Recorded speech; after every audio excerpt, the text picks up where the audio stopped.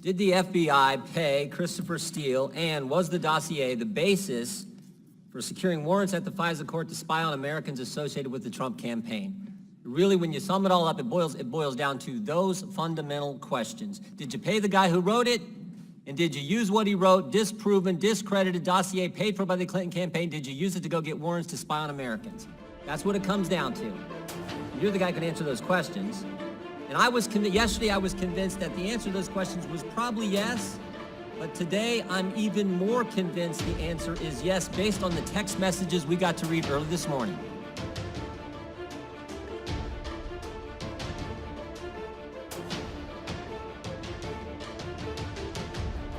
Hello everyone, welcome back to another episode of the Let's Talk Headlines series. I'm your host Jay, and this is The Objective. I want to thank you so much for tuning in to the 34th episode of the Let's Talk Headlines series.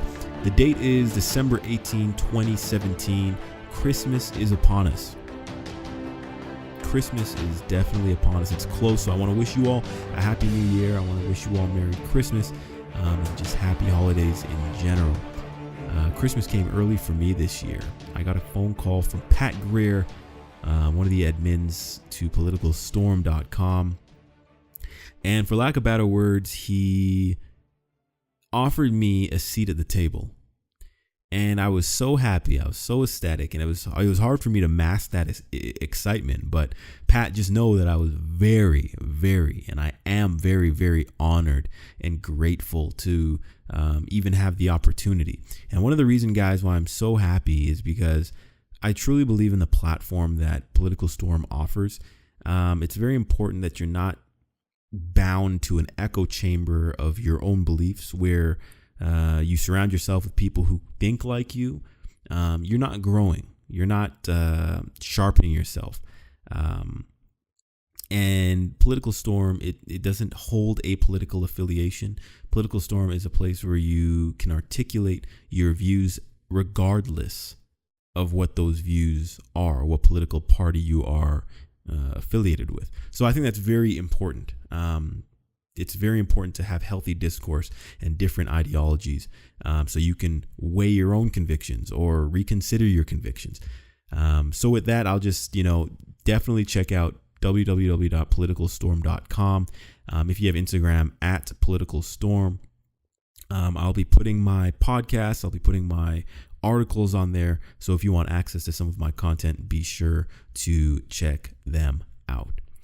In some tragic news, folks, today, one of the Amtraks in Washington, it derailed, and it actually derailed. One of the cars hit the interstate. I believe that one of the cars are actually on the interstate, and it struck some of the vehicles on the road. Luckily, none of the motorists were harmed, but there were casualties on the train. And I just want to keep them in our thoughts and prayers as we go through the day, so close to the new year, so close to Christmas, and just such a tragic way to die. You think you get up in the morning, go on the train, whether it be to go to work or to meet up with a girlfriend, boyfriend, family, and then something like this happens. So it lets us, well, for me at least, it lets me appreciate life. Life is a fragile thing. And this Christmas, as you gather with your family, with your friends, just really appreciate them. Don't take advantage of waking up in the morning or having family wake up in the morning. So definitely thoughts and prayers. Folks, we find ourselves in a very interesting time. It's a very interesting time to be alive. I'm talking in regards to the Special Counsel, the Russia-Trump investigation that's going on, and the controversies and conspiracies that follow. The left-wing media and Democrats, well, I can use those terms synonymously, but the left-wing mainstream media, they are pushing the narrative that conservatives, right-wingers, they are trying to smear the investigation. It's almost as if there was no hearing with Rod Rosenstein by the House of Representatives, including Congressman Jim Jordan, Trey Gowdy. It's almost as if all of these claims and revelations that are coming about Peter Strzok, one of the investigators who had a open and overt bias against the president, and who was also involved in the Hillary investigation, didn't exist. It's almost as if the left-wing media are discrediting the fact that most, if not all, of Mueller's lawyers on his team are Democratic donors. It's almost as if members, or a member in particular on the Mueller investigative team, was not present at the Hillary victory party if she had won the presidency. Very interesting stuff. But anyone who pays attention, reads, and stays current with the information coming out in relation to the investigation knows that there is something amiss. There is foul play at work. One of the telltale signs of foul play typically is the stonewalling. The FBI and DOJ, they're stonewalling from Congress, not providing them with details about the investigation. That would essentially put the investigation to bed if what is assumed about the investigation is true. Answers that are accessible. This is not stuff that you have to go back and check records. This is the bread and butter of an investigation. How did you get the warrant? How did you get the FISA warrant? Did you use the dossier or what? Listen, there are records of the application. The application, there is a record of it. This stuff isn't incinerated or thrown away right after it's granted. There's a record. So let's just use our creative mind here for a second. Just say that the dossier was used to get the warrant. And now Congress is asking for it. Just say that the stars align and everyone's on board and they say, okay, let's get rid of this dossier. Let's get rid of this application. Let's forge a new one. And we'll say this is what we used. Well, the problem with that is that in that application, you would have to have information that proves you need a warrant. The information would have to justify a judge granting a warrant. So what information are they going to use? They don't have any. So that's why they're stonewalling, because the application, there's something funny about the application in order to get the warrant. And I actually urge you to check out on politicalstorm.com an article that I wrote on this topic of the FISA warrant, the obtaining of the application or of the warrant itself. It's called The Truth Lies in the Dossier. It can be found on www.politicalstorm.com. So I almost think that the Democrats and Mueller want the president to fire Mueller. Why? Because this is why I think, and it's very interesting. You have two options. You have fire Mueller and then have a whole bunch of questions and just concerns about the investigation. Oh, if he fires Mueller, the media can run up the story and say, oh, Mueller was getting so close to Trump and Trump fired him. This proves guilt. So there's that. That's a good narrative for them.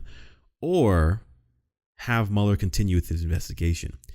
Mueller finds himself, and the ball is in Mueller's court right now. He finds himself in a position where information that Congress can legally ask for, like the application, he can either continue to stonewall, but you could only stonewall for so long, or he can throw up a Hail Mary and hope that through emails or through trying to flip Manafort and Flynn, that something come out that he has grounds to arrest or charge the president. Because right now, this whole thing blew up in their face. They did not see this coming. They did not expect this. And this is horrible for them. Because what Congress is asking for, they're saying, let us see that application. What did you use to get that warrant? And the DOJ and the FBI continue to stonewall. And they're in an impossible position where I'm extremely, extremely excited to see what their move is going to be here. How are they going to articulate and justify this warrant and the obtaining of it? Okay, so definitely pay close attention to that as the week progresses. Okay,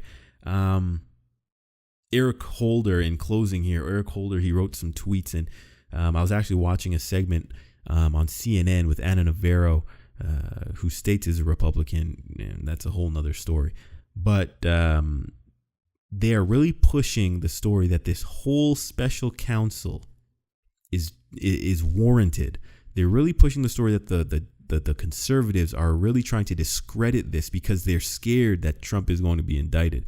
They have tried to paint the narrative that they're on this righteous crusade to stop the big bad Trump. But if you pay attention, if you read, and if you allow your skepticism, your healthy skepticism, to be at work, doesn't matter what you believe or what political ideology you agree with, you as a rational person will see that there is something amiss, and there are questions that need to be answered. Eric Holder, he said, speaking on behalf of the vast majority of the American people, this is a tweet, Republicans in Congress, be forewarned. Any attempt to remove Bob Mueller will not be tolerated. These are BS attacks on him/his staff that are blatantly political, designed to hide the real wrongdoing. Well, Mr. Eric Holder, he knows the real wrongdoing. They've been trying to figure out what that wrongdoing is for quite some time. So maybe you should talk to Bob Mueller and tell him what that real wrongdoing is. This has been going on since the inauguration, maybe even before. And I'm so interested in seeing what Bob Mueller's next move is going to be. How do you justify the application for the FISA warrant? How do you justify the obtaining of the warrant? So I will be sure to keep you posted on any findings that I have. Folks, until then,